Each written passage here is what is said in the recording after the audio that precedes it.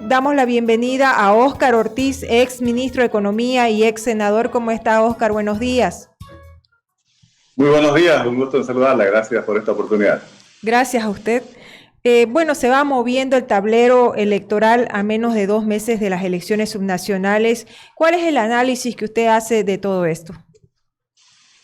Mire, nos vamos acercando a la fecha de las elecciones. Primero, yo diría en un escenario de dispersión que obviamente va a producir que seguramente va a haber mucha diversidad en las autoridades que sean electas, sobre todo en el nivel municipal, a nivel de capitales y las grandes ciudades intermedias, y también en las gobernaciones.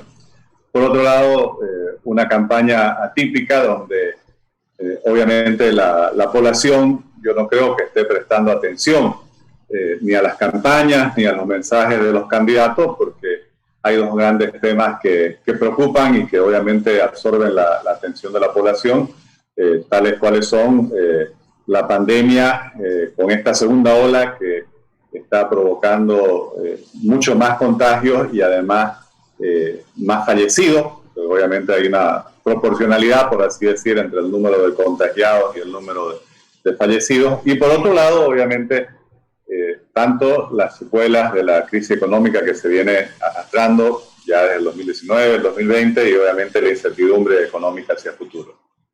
Entonces, teniendo en cuenta esa situación o ese escenario, ¿usted cree viable o aconsejable por lo menos el postergar las elecciones, teniendo en cuenta también que la gente no estaría prestando la atención, como usted dice, a lo que son las ofertas electorales? Sí. Mire, yo el 4 de enero ya presenté públicamente a la opinión pública mi propuesta de postergar las elecciones por 60 días. El 5 de enero presenté una solicitud formal al Tribunal Supremo Electoral. Lamentablemente respondieron negando esta solicitud y lo hacen basado en un argumento que yo creo que no es valedero. Ellos dicen que van a tomar medidas de bioseguridad el día de la votación. Pero claro, aquí lo que estamos arrastrando es las consecuencias de que en esta segunda ola prácticamente el país no ha tomado mayores medidas de prevención. Por lo tanto, se está multiplicando los contagios. El virus, por así decir, se traslada de un lado a otro libremente, tanto al interior de las ciudades, de las comunidades, de los pueblos, pero también por el país, no solo por las fiestas de fin de año que han habido, sino porque permanentemente pues hay un transporte interprovincial, interdepartamental que sigue fluyendo normalmente. Estamos viendo que aún los países más avanzados están tomando medidas y nosotros no las estamos haciendo. Por lo tanto, con relación a las elecciones, el gran peligro no está en el día mismo de la votación, donde es verdad se pueden hacer algunas medidas de distancia, en fin, pero sobre todo está en todos los actos de campaña que tienden a provocar concentraciones, aglomeraciones, contacto directo y cercano entre el candidato, los dirigentes y los votantes. Todo esto va a provocar, sin lugar a dudas, miles de contagios que podrían haber sido evitados si se postergaran las elecciones y, como le digo, lamentablemente también aquí y al final de la discusión de fondo, quizás algunos cientos de fallecidos adicionales a los que habrían habido si no hubiera esta actividad.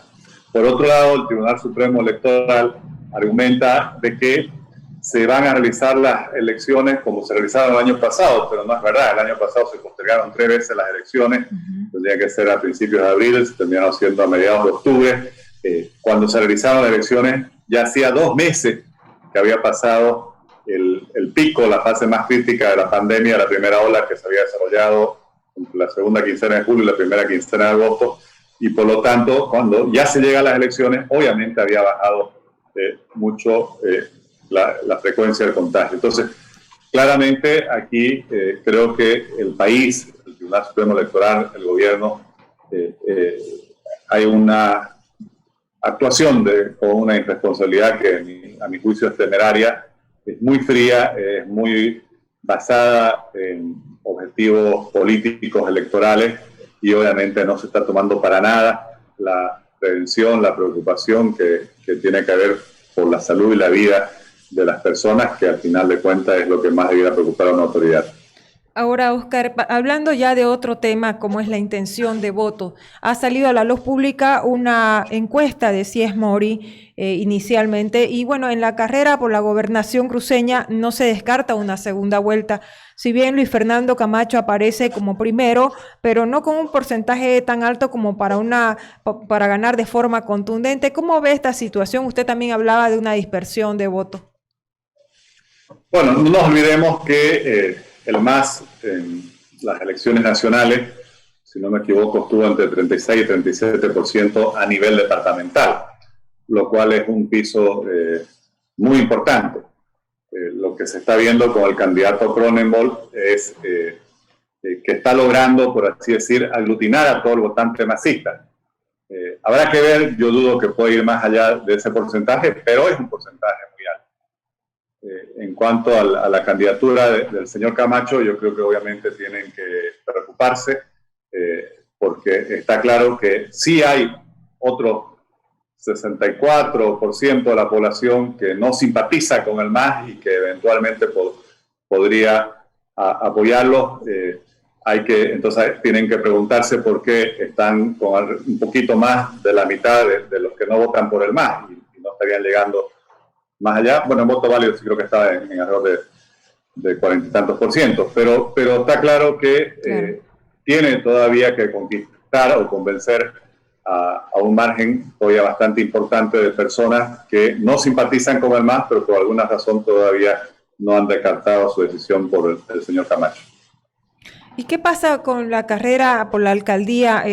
¿Por qué cree que Johnny Fernández aparece en primer lugar delante de Angélica Sosa, Rolly Aguilera actualmente? Y también otros fenómenos, por ejemplo, en Cochabamba, donde Manfred Reyes también, pese a haber sido ya alcalde, también aparece en primer lugar.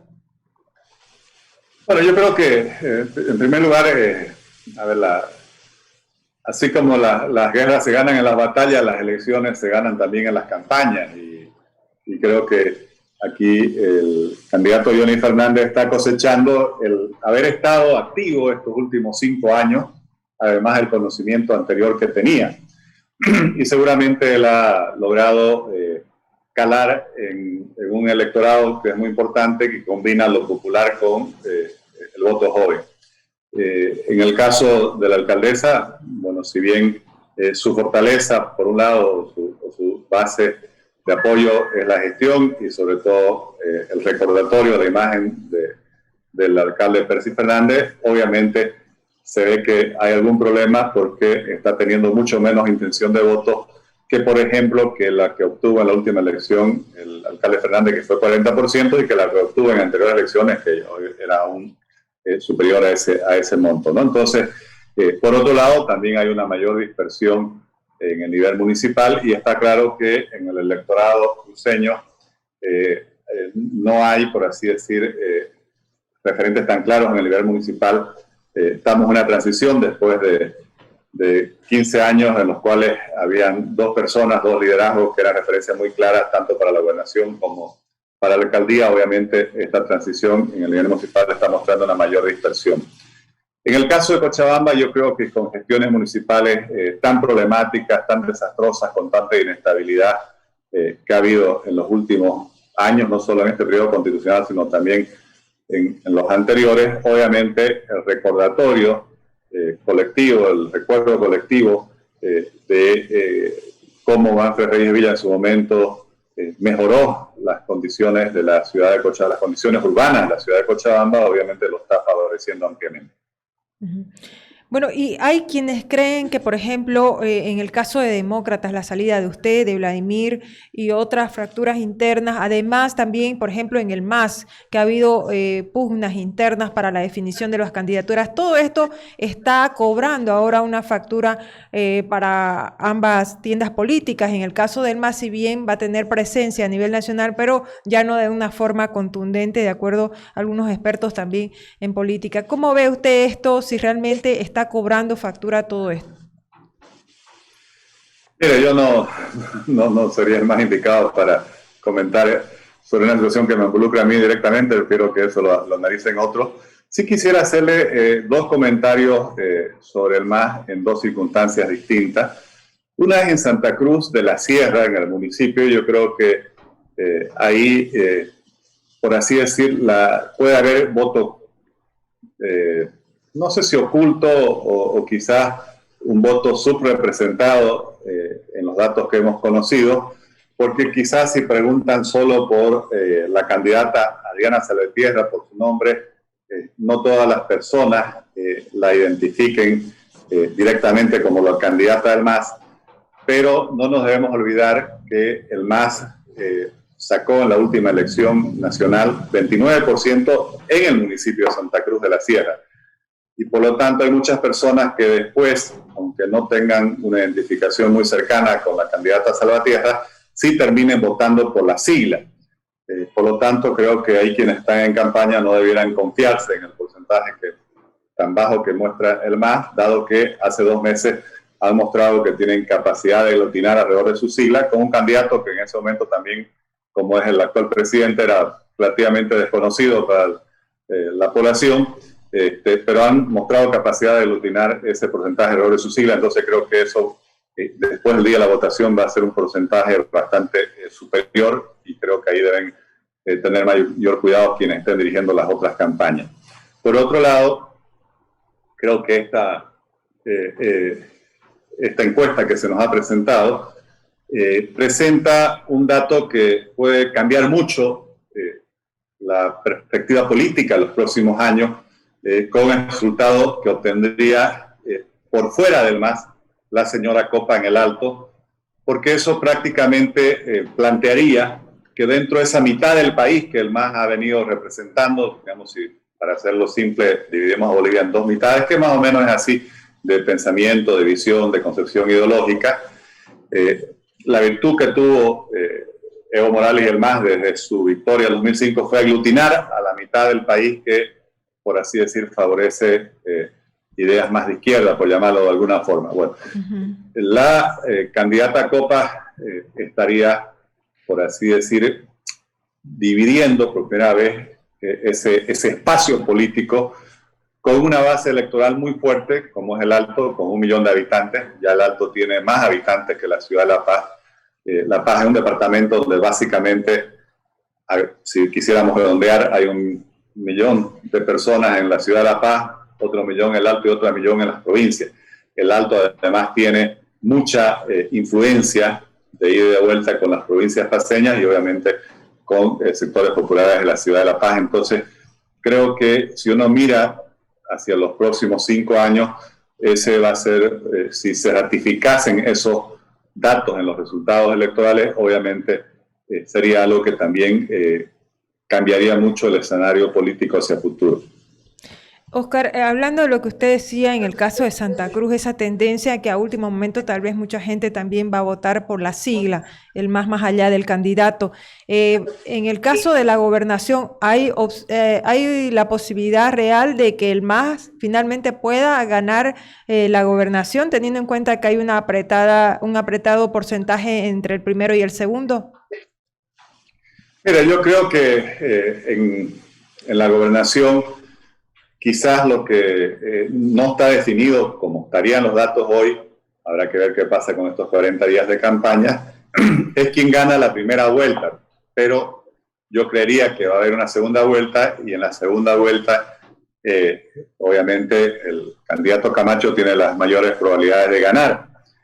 Lo que pasa es que en la primera vuelta se elige la asamblea departamental. Y entonces, si no, en este caso, por ejemplo, el señor Camacho no tiene una mayoría clara en la primera vuelta, su gobernabilidad hacia futuro estaría comprometida y tendría una gestión muy difícil si tuviera una situación de minoría en la Asamblea Departamental. Perfecto, muchísimas gracias, Óscar Ortiz, ex ministro de Economía y ex senador, por la entrevista, muy amable. Muchas gracias a ustedes, buenos días. Buenos días. Súmate a la radio de lunes a viernes de 9 a 11. Síguenos en nuestras redes sociales, Facebook, YouTube y Twitter.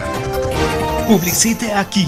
Contáctenos en el 780-84058.